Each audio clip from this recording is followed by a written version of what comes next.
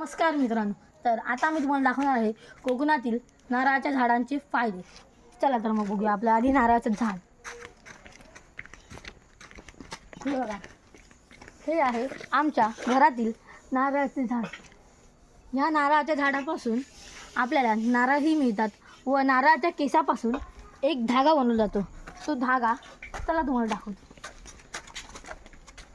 हा बघा, हा तो धागा. ह्याला कात्या किंवा सूत असे म्हटले जाते.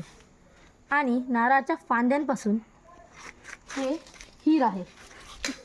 या हिराला आधी सुकवले जाते उन्हामध्ये व नंतर हे असे काढून, असे ब्लेडने काढून ह्याचे असे बनवले जाते सुकवून, आणि ह्याची झाडू बनवली जाते.